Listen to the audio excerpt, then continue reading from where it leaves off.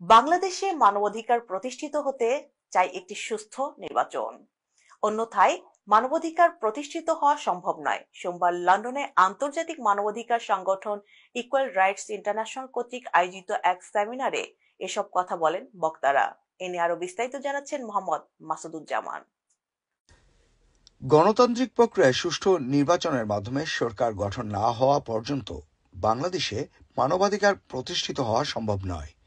25 November সোমবার পূর্ব লন্ডনের একটি হলে আন্তর্জাতিক মানবাধিকার সংগঠন ইকুয়াল রাইটস ইন্টারন্যাশনাল কর্তৃক আয়োজিত অন্তর্বর্তীকালীন সরকার ও বাংলাদেশে চরম মানবাধিকার লঙ্ঘন শীর্ষক সেমিনারে এমন মন্তব্য করেন বক্তারা।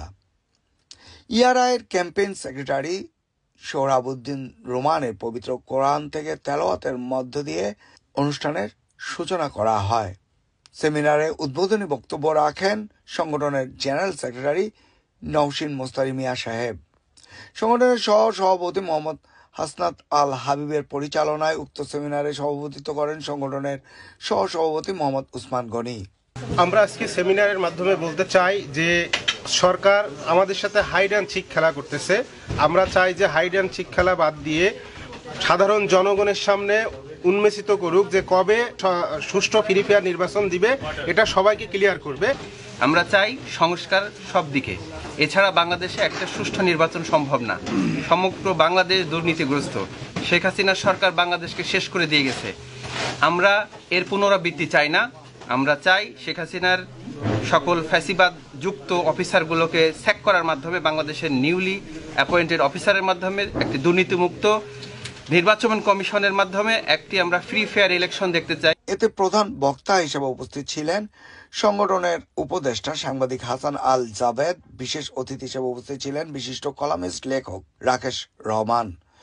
অতিথি বক্তা হিসেবে উপস্থিত ছিলেন ইঞ্জিনিয়ার ইশাক হোসাইন আক্তার। সেমিনারের প্রধান বক্তা হাসান আল জাবেদ বলেন, বিগত সরকারের আমলে গুম খুম নির্যাতন গায়েবী মামলা অনিয়ম দুর্নীতির কারণেই বিপ্লবী ছাত্র জনতা শেখ হাসিনাকে উৎখাতের পর বর্তমানে অন্তর্বর্তীকালীন সরকারকে ক্ষমতায় বসিয়েছে। তাই মানবাধিকার সমুন্নত রাখার বিষয়ে ডক্টর ইউনূস সরকারকে ভুলে গেলে চলবে না। বিগত সরকারের মতো অন্তর্বর্তীকালীন এই সরকারকেও দেখা গেছে কিছু কিছু ক্ষেত্রে মিথ্যা মামলা দায়ের করতে। আওয়ামী লীগের কারো বিরুদ্ধে অপরাধের অভিযোগ থাকলে সুস্পষ্ট মামলায় তাদের বিচারের মুখোমুখি করতে হবে। এভাবে গণতন্ত্র পুনরুদ্ধার সম্ভব নয়।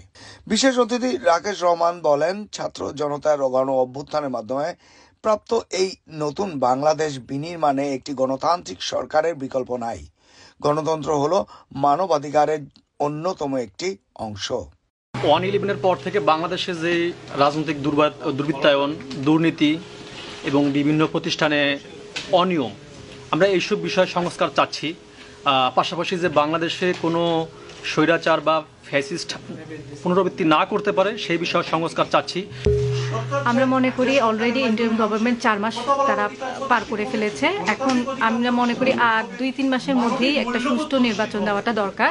আমরা চাই আমাদের দেশে একজন এমন নির্বাচন হয়, সুষ্ঠু নির্বাচনের মাধ্যমে কেউ আসুক যে জনগণের সরকার হবে এবং জনগণের যত অধিকার আছে সেটা।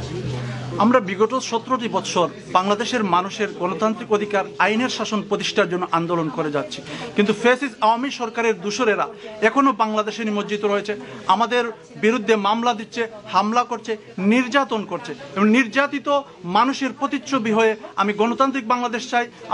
উক্ত সেমিনারে আরো বক্তব্য রাখেন ইআরআইয়ের সহসভাপতি Mohammad Rokta Hasan, joint secretary Mohammad Fahidul Alam, Mohammad Mohibullah, Mohammad Hanif Rabbani, Tanim Ahmed, Abdul Aziz Milad, minority rights secretary Tahmina Akter, Sourav Chowdhury, campaign secretary Abu Jihad, media বিষয়ক সম্পাদক বেলাল আহমেদ রনি, মানবাধিকার সংগঠন স্ট্যান্ড ফর হিউম্যান রাইটস এর joint secretary Joynal Hossain, Shakil Ahmed Sohag, campaign secretary Mohammad Shahin প্রমুখ।